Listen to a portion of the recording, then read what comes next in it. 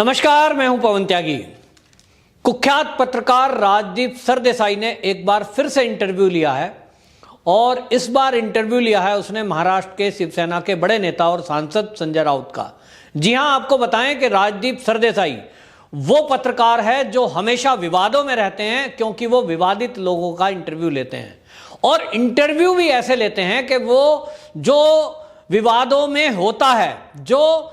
अपराधी होता है या जिस पर शक होता है लोगों को कि वो किसी अपराध में लिप्त हैं, वो उनको क्लीन चिट देने की कोशिश करते हैं और लगातार केंद्रीय जांच एजेंसी या केंद्र सरकार को घेरने की कोशिश करते हैं और उनकी हमेशा कोशिश होती है कि वो मोदी सरकार और उनके मातहत काम करने वाले लोगों को किस तरह से बदनाम कर सकें, उनकी छवि को धूमिल कर सकें। और इसीलिए इस बार उन्होंने जो मुकेश अंबानी के घर के बाहर विस्फोटक से भरी हुई गाड़ियां मिली, उसके बाद मुंबई के पुलिस के कर्मचारी सचिन वजे की गिरफ्तारी हुई और एनआईए ने जो उससे जांच पड़ताल करके खुलासे किए हैं अभी तक, उससे यह पता लगता है कि सचिन वजे ही वो व्यक्ति है जिसने मुकेश अंबानी के घर के बाहर जिलेटिन की छड़ी भरी हुई गाड़ी रखी थी और जो गाड़ी थी वो सचिन वजे की ही थी, जिसको बताया जा रहा था कि ये किसी एक गाड़ी रिपेयर करने वाले मनसुख हिरेन की है। इसका मतलब पूरी साजिश का सूत्रधार सचिन वजे था। लेकिन सचिन वजे किसके इशारे पर काम कर रहा था, यह सब खोजने में अभी एनआईए लगी हुई है। और अभी इसी बीच जब उद्धव सरकार पर सीधा सीधा आरोप है और इस समय शिवसेना सरकार पूरी तरह से घिरी हुई है, महाविकास अघाड़ी के नेता इसमें घिरे हुए हैं, क्योंकि एक शंका पैदा होती है कि एक सब इंस्पेक्टर रैंक का व्यक्ति, उसको अचानक से उसको बहाल कर दिया जाता है सस्पेंशन कैंसिल करके, और सस्पेंड भी वो हत्या के केस में हाई कोर्ट के आदेश से हुआ है, जिसकी बहाली कर दी जाती है शिवसेना की वजह से, क्योंकि वो शिवसेना का कार्यकर्ता था। दूसरी तरफ एनसीपी जो कि इस समय सत्ता के सहयोग में है, उसी का गृह मंत्री है अनिल देशमुख, और ये जो गृह मंत्री अनिल देशमुख हैं, इनको कोई जानकारी नहीं है कि उनकी नाक के नीचे एक सचिन वजे नाम का व्यक्ति है जिसको सस्पेंशन के बाद बहाल किया गया, तो उसको इनाम के तौर पर सीआईयू यूनिट का हेड बना दिया गया, जबकि ये नियमों को ताक पे रख के किया गया। तो क्या महाराष्ट्र के गृह मंत्री को यह सब जानकारी नहीं थी और उन्हीं की नाक के नीचे यह सब चल रहा था, उघाई का खेल, जिसमें मुंबई पुलिस कमिश्नर जो उस समय थे परमवीर सिंह, जिनको अब हटा दिया गया है, लेकिन परमवीर सिंह पर भी लगातार आरोप लग रहे हैं और आरोप लगे हुए हैं उनके ऊपर साध्वी प्रज्ञा ठाकुर को प्रताड़ित करना और हिंदू आतंकवाद शब्द को गढ़ना और कांग्रेस की जो हाई कमान है उसके इशारे पर काम करना, और उन्हीं को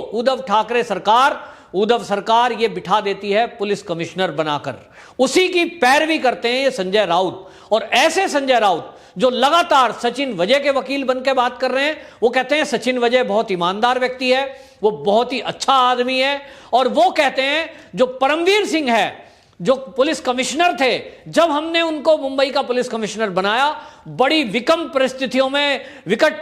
में उन्होंने पुलिस कमिश्नर का चार्ज संभाला था और वो बहुत अच्छे आदमी हैं। यानी संजय राउत जो लगातार मुंबई के पुलिस कमिश्नर परमवीर सिंह का बचाव करते दिखते हैं,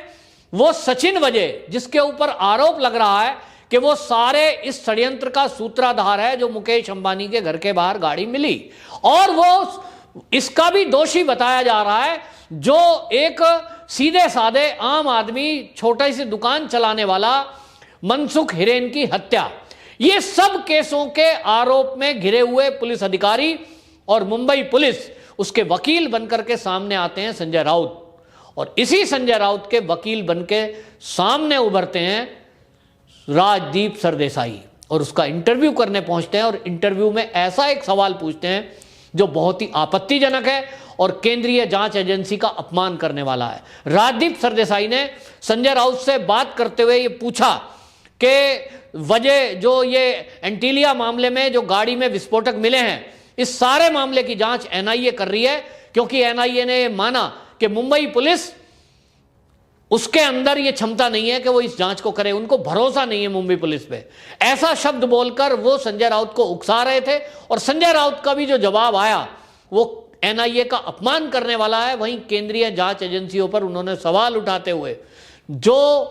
जवाब दिया वो अपने आप में बहुत ही शर्मनाक है। उन्होंने कहा कि ये जो एनआईए है इसका काम है आतंकवादियों का गठजोड़ पता करना,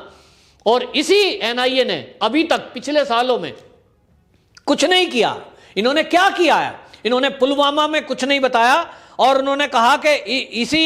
एनआईए ने पठानकोट मामले में कोई जानकारी हासिल नहीं करी, और ये अब जांच कर रहे हैं तो पठानकोट और पुलवामा छोड़कर कुछ जिलेटिन की छड़े मिले हैं उसकी जांच कर रहे हैं। संजय राउत जी ये भूल गए कि इस केस की जांच एनआईए ने क्यों की है, क्योंकि यह चीज सामने आई थी कि इस मामले में जो धमकी भरा पत्र मिला था, जो कि उन्हीं की पार्टी के कार्यकर्ता सचिन वजय ने बरामद किया था, और वो पूरा मीडिया में दिया गया था कि एक पत्र बरामद हुआ है एंटीलिया के बाहर गाड़ी से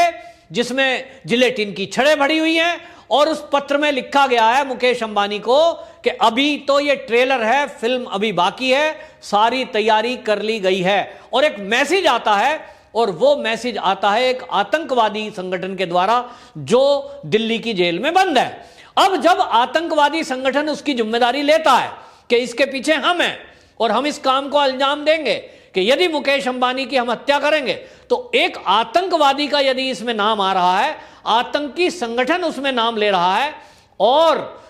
एक दो जिलेटिन की छड़ें नहीं, उसमें से 24 छड़ें मिली जो 1 किलोमीटर के दायरे में विस्फोट करने में क्षमता रखती है, यानी किसी भी पड़ोस से गुजरने वाली गाड़ी को धमाके में उड़ा सकती है। इसका मतलब मुकेश अंबानी की हत्या अगर करना चाहता कोई तो वो कर सकता था, क्योंकि उसकी तैयारी ऐसी थी कि कई गाड़ियों की नंबर प्लेट फर्जी उस गाड़ी से बरामद हुई थी, और वो गाड़ियों की नंबर प्लेट उन्हीं गाड़ियों की नंबर प्लेट से मिलती जुलती थी जो मुकेश अंबानी की गाड़ी की सुरक्षा में लगी हुई गाड़ियां थी, और उनके नंबर मिलते थे। यानी पूरी प्लानिंग की गई थी, और अगर इस प्लानिंग में पूरा एनआईए बीच में नहीं आता तो वास्तव में यह अब पूरे देश की जनता जान चुकी है कि महाराष्ट्र की पुलिस, मुंबई का एटीएस कभी भी इस मामले में खुलासा नहीं कर पाता, क्योंकि जिस तरह की कार्यशैली मुंबई की पुलिस की रही है, सुशांत सिंह राजपूत के मुद्दे पर कोई खुलासा नहीं हुआ। उसमें तो कोई एनआईए बीच में नहीं आया, लेकिन उसमें कोई खुलासा नहीं हुआ। पालघर के साधुओं की जांच मुंबई की पुलिस ही कर रही थी, लेकिन उसमें आज तक कोई आरोपी पकड़ा नहीं गया। इसी तरह दिशा सालियान, उसकी हत्या के मामले में या उसकी मौत कहें, मौत के मामले में अभी तक, जैसा कि शिवसेना के नेता संजय राउत कहते हैं कि हमारी महाराष्ट्र की पुलिस, मुंबई की पुलिस सारे खुलासे करने में सक्षम है, तो उनकी पुलिस कोई ठीक खुलासा नहीं कर पाई। फर्जी टीआरपी केस में जिस तरह से परमबीर सिंह जो पुलिस कमिश्नर थे मुंबई के, जिस तरह से उन्होंने इंडिया टुडे ग्रुप को सीधे सीधे बचाने का फेवर किया और रिपब्लिक चैनल को बंद करने की साजिश की, जिस तरह से उन्होंने साध्वी प्रज्ञा ठाकुर के ऊपर प्रताड़ना की थी और उनको फिर भी विवाद होने के बावजूद भी मुंबई की कमान सौंपी गई, ऐसे में संजय राउत कहते हैं कि मुंबई की पुलिस सक्षम है सारी जांच करने में। कैसी जांच करती? जांच की थी। आप सबको याद होगा कि जिस समय मनसुख हिरेन की लाश मिली थी, उस समय एक ही झटके में मुंबई पुलिस के ही डीसीपी ने घोषणा कर दी थी कि यह आत्महत्या है। ये बात अलग है कि देवेंद्र फडणवीस जो पूर्व मुख्यमंत्री हैं महाराष्ट्र के, उन्होंने बाकायदा इस मुद्दे को सदन में उठाया, बड़ी प्रमुखता के साथ मीडिया में उठाया और बाकायदा प्रेस कॉन्फ्रेंस करके सीधे सीधे आरोप लगाए कि मनसुख हिरेन की जांच ठीक से की जाए। अगर गौर करने वाली बात यह है कि अगर देवेंद्र फडणवीस इन सबूतों को मीडिया के सामने ना रखते और महाराष्ट्र के सदन के पटल पर ना रखते, तो कभी भी यह सरकार कार्रवाई ना करती। और अगर देवेंद्र फडणवीस केंद्र सरकार से यह आग्रह ना करते कि इस सारे मामले की जांच एनआईए से कराई जाए, तो यह मामला कभी भी नहीं खुलता और इस मामले को अन्य मामलों की तरह क्लोज कर दिया जाता। जिस तरह से सुशांत सिंह राजपूत को आत्महत्या बता दिया गया, दिशा सालियान को आत्महत्या बता दिया गया, साधु पालघर के थे उनको भीड़ के द्वारा पीट पीट कर मारना बता दिया गया, और इसी तरह फर्जी टीआरपी केस में कोई आज तक सामने नहीं आया, केवल रिपब्लिक को दोषी बताया गया। इस सब मामले को भी इसी तरह दफन कर दिया जाता और असली गुनाहगार कभी भी सामने नहीं आते। और सचिन वजह, जिसके पास करोड़ों की संपत्ति आज एनआईए बरामद कर रही है, महंगी महंगी गाड़ियां, लग्जरी गाड़ियां उससे बरामद हो रही है, और अब जांच में आए दिन नए नए खुलासे हो रहे हैं। और ये तक खुलासा हो रहा है कि सचिन वजह के पीछे बड़े बड़े लोग, बड़े बड़े राजनीतिक लोगों का हाथ है। ये कभी भी सचिन वजह की तरफ से खुलासा नहीं होता। मुंबई की पुलिस, मुंबई के किसी भी पुलिस अधिकारी में यह हिम्मत नहीं है कि वो सचिन वजह से कोई जोर से आवाज से बात कर सके या कोई सवाल कर सके, क्योंकि ये पूरी पुलिस डिपार्टमेंट में एक बात फैली हुई है कि जो सचिन वजह है वो उद्धव ठाकरे मुख्यमंत्री महाराष्ट्र के खासम खास हैं, और उनका जो लेवल है, उनका जो स्तर है महाराष्ट्र की पुलिस में, वो मुंबई के पुलिस कमिश्नर के बाद अगर कोई पावरफुल व्यक्ति मुंबई के अंदर है तो वो सचिन वजह है। वो डायरेक्ट रिपोर्टिंग करते थे परमवीर सिंह को, जो पुलिस कमिश्नर थे मुंबई के। अब इसी से आप आइडिया लगाइए कि एक सब इंस्पेक्टर रैंक का व्यक्ति वो सीधी रिपोर्टिंग करता है पुलिस कमिश्नर को, बीच के किसी भी अधिकारी को वो ना तो कोई सुनता है ना उनकी कुछ बात मानता है। और ऐसे में कैसे ये संजय राउत कह सकते हैं कि हम सारे न्याय को करने में सक्षम हैं? ये बिल्कुल गलत है। और इसी तरह आपको बताएं कि राजदीप सरदेसाई संजय राउत का इंटरव्यू करता है, और इंटरव्यू कर कर ये साबित करने की कोशिश करते हैं कि जो महाराष्ट्र की सरकार चल रही है, महाविकास आघाड़ी की, ये सरकार अच्छे से काम कर रही है, और इन्होंने किस तरह से मुंबई के पुलिस कमिश्नर को बदल दिया है, महाराष्ट्र के डीजीपी को बदल दिया है। और वो सवाल नहीं उठाते कि आईपीएस सवाल उठा रहा है कि इस नियुक्ति में भी फर्जीवाड़ा हुआ है। वो सवाल नहीं उठाते कि जो सचिन वजह है उसके पास जो संपत्ति अर्जित हुई उसके पीछे कौन है और उसकी जांच क्यों नहीं की गई। वो सवाल नहीं उठाते कि मनसुख हिरेन के बारे में कैसे आपके पुलिस के अधिकारी ने एक झटके में कह दिया था कि ये आत्महत्या है, और इसलिए वो कहीं ना कहीं मैनेज करने की कोशिश करते हैं। और वो शिवसेना का जो एक तरफ से पक्ष है वो पूरी दुनिया के सामने रखना चाहते थे अपने चैनल के जरिए। और उन्होंने जो है वहां खड़े होकर के फोटो शूट कराई, और वो फोटो शूट में एक गिग्गी बिल्ली की तरह खड़े हैं हाथ बांधे हुए, और जिसको संजय राउत ने अपने ट्विटर हैंडल से ट्वीट किया है उस फोटो को, और उसमें लिखा कि आज हमारे निवास पर, जो कि निवास है संजय राउत का सफदरजंग लेन में, उस आवास में खड़े होकर फोटो खिंचवाई, जिसमें शरद पवार, एनसीपी के जो प्रमुख हैं, बीजेपी नेता युवराज संभाजी राजे और राजदीप सरदेसाई, एनसीपी के सुशील तटकरे, ये सब खड़े हैं। लेकिन राजदीप सरदेसाई किस स्थिति में उस फोटो में है देखा जा सकता है। ऐसे लग रहा है जैसे कहीं नौकर वोकर होंगे या कुछ गुलाम होंगे, हाथ बांधे पीछे खड़े हैं। यानी एक चैनल का इतना सीनियर पत्रकार और उसकी ये स्थिति है, तो ये समझा जा सकता है कि लोग उनके बारे में क्या सोचते हैं, लोग उनकी कैसी इज्जत करते हैं। लेकिन राजदीप सरदेसाई है कि वो मानते नहीं, और वो ऐसे लोगों का इंटरव्यू जरूर करते हैं जो विवादों में हों, जो शक के दायरे में हों, जो गिल्टी हों, और वो कोशिश करते हैं कि जो जांच एजेंसियां हैं वो उस पर सवाल उठाएं। यही राजदीप सरदेसाई है जिसने सुशांत सिंह राजपूत के मुद्दे पर घिरी हुई जो रिया चक्रवर्ती थी उनका इंटरव्यू दिया था, और वो भी अनकट। और उसको भी ये बार बार ये